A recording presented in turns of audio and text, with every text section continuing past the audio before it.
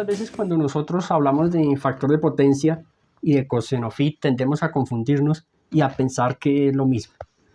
Yo los invito a que se queden a este video donde vamos a aclarar la diferencia entre estos dos conceptos, factor de potencia y coseno phi. Cuando nosotros hacíamos la representación vectorial o fasorial de las potencias, decíamos entonces que en este eje, que sería el eje de abscisas o el eje X, nosotros representábamos la potencia activa, que la potencia activa está en vatios. Y en este eje, que sería el eje de ordenadas o el eje Y, nosotros representábamos la potencia reactiva, que está dada en voltamperios reactivos. La suma de estas dos potencias, decíamos que era una suma vectorial, y vamos a hacerla con este marcador, que era una suma vectorial, o sea, la suma de estos dos vectores o dos fasores, también denominada pues suma fasorial. La teníamos acá. Y esa suma de estas dos potencias, suma vectorial, era lo que llamábamos la potencia aparente y que está dada en voltamperios. Bien, también nosotros en trigonometría decíamos que aquí había un ángulo recto. Este era un triángulo rectángulo porque tenía un ángulo recto, o sea, tenía un ángulo de 90 grados. A este otro ángulo que representaba el desfasamiento entre estas dos potencias le llamábamos el ángulo phi. Ya empezamos a aparecer los valores de phi. Decíamos entonces que la relación entre estas dos potencias era lo que nosotros denominábamos el coseno phi. Entonces, para relacionar estas dos potencias utilizábamos la función trigonométrica llamada coseno, que el coseno era el cateto adyacente, según las funciones trigonométricas, sobre la hipotenusa. Para nosotros aquí como electricistas, el coseno phi, ese tan nombrado coseno phi, para nosotros es cateto adyacente. Entonces, el cateto adyacente de este triángulo, teniendo como referencia este ángulo phi, sería la potencia activa sobre la hipotenusa. Para nosotros la hipotenusa de este triángulo sería esta, que corresponde para nosotros a la potencia aparente. Entonces de ahí recordábamos esta ecuación que nosotros la trabajábamos. Pero también podríamos decir que el coseno phi es igual a la potencia activa sobre la potencia aparente. Pero la potencia aparente, que es esta, era la suma vectorial de estas dos potencias. Entonces podríamos también escribirlo así. Reemplazando la potencia activa, podríamos decir que la potencia activa, la potencia aparente, perdón, aquí en el denominador, era la potencia activa al cuadrado, ¿sí? Más la potencia reactiva también al cuadrado, la raíz cuadrada de esos dos, según el teorema de Pitágoras. Y ya teníamos nuestra ecuación y así trabajábamos. Y se trabaja así en esta parte. Entonces, aquí podríamos decir que estábamos trabajando en dos dimensiones. Cuando aparecen equipos ya electrónicos como variadores de frecuencia, fuentes switchadas y otros equipos que empiezan, digámoslo así, a meter a la red, a introducir a la red los llamados armónicos. Entonces aquí ya se nos aparece otro tipo de potencia, que sería la potencia distorsiva, entonces representada por la letra D. Cuando nosotros hablamos solamente de la potencia activa, la reactiva y la aparente, solamente trabajamos potencia activa y reactiva y nos sale la aparente, entonces hallamos el coseno phi. El coseno phi solamente tiene en cuenta estas dos potencias. Pero ya vamos a ver que cuando hablamos de factor de potencia, cuando hablamos de factor de potencia ya aparece el nuevo término que es la potencia distorsiva, debido a los armónicos, que decíamos que esos equipos introducen a la red esos armónicos, entonces nos aparece esa otra potencia que también va a influir sobre estas dos potencias y obviamente sobre la potencia aparente total. Vamos a ver entonces cómo nos quedaría ese gráfico y cómo nos quedaría entonces la ecuación para mirar que sí hay diferencia entre estas dos potencias. Vamos a hacer aquí a dibujar rápidamente entonces esa parte acá. Ya hemos realizado aquí el esquema teniendo en cuenta la nueva potencia distorsiva que les comentaba. Vamos entonces a explicar brevemente el diagrama. Tenemos aquí entonces la potencia activa que está en vatios. En esta ocasión pues puse la potencia reactiva acá. Entonces, ¿qué es esta potencia? La potencia reactiva está representada aquí en este vector, como lo podemos ver acá.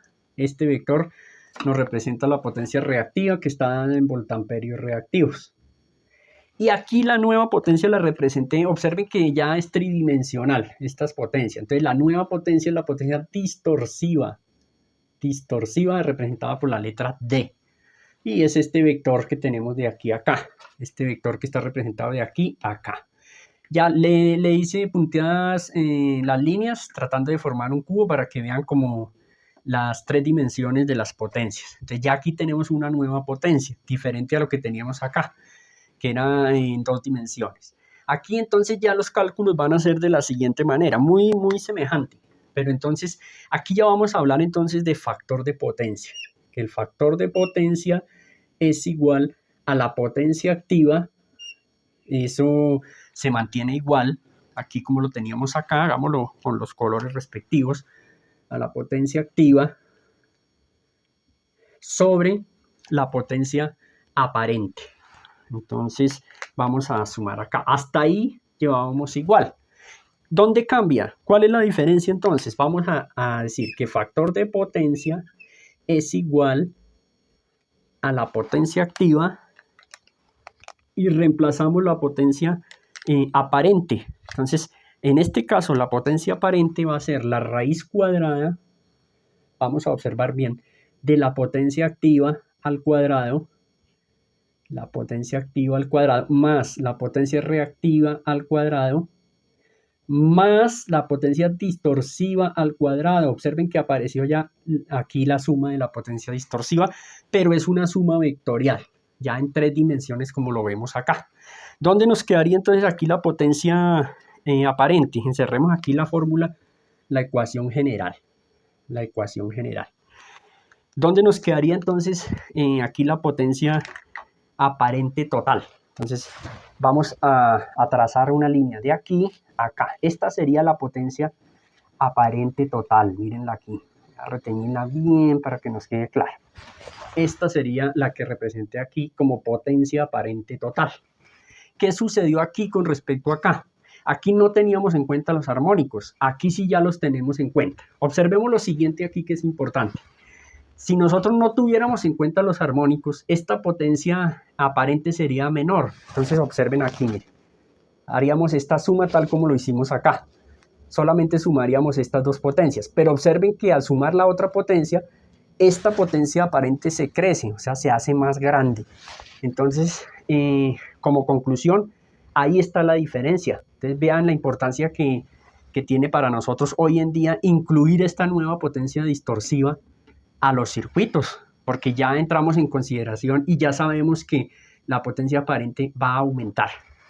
Entonces, en los analizadores de red, pues ya nos aparece la potencia activa, la potencia reactiva, la potencia aparente y la potencia distorsiva. Igualmente, en esos analizadores de red nos aparece el factor de potencia y nos aparece coseno phi, como dos magnitudes diferentes. Entonces aquí, conclusión, en el coseno phi hacemos el cálculo de las potencias sin tener en cuenta los armónicos. Y el factor de potencia sí hace los cálculos teniendo en cuenta los armónicos. Esa es la gran diferencia entre coseno phi y factor de potencia. Vean que no es igual. Ya vimos que este vector, si no sumamos la potencia distorsiva, nos va a dar menor. Entonces ahí vamos a tener un error si no tenemos en cuenta esa potencia distorsiva. Así de sencillo. Entonces podríamos decir así en pocas palabras que aquí es sin armónicos. Es un cálculo sin armónicos. Sin armónicos y aquí con los armónicos. Entonces, los armónicos son distorsiones que, como ya les comentaba, estos equipos meten a la red. Entonces, tenemos que tenerlos en cuenta porque hoy en día contamos con muchos equipos como variadores de frecuencia, fuentes, switchadas, computadores, muchos equipos que nos van a introducir armónicos y nos van a aparecer esta potencia distorsiva que la tenemos que tener en cuenta para los cálculos. Vamos a ver otro detallito sobre esta potencia distorsiva.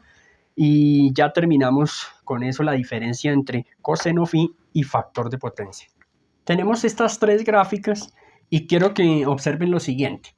Aquí en color azul he representado la tensión y en color naranja la intensidad.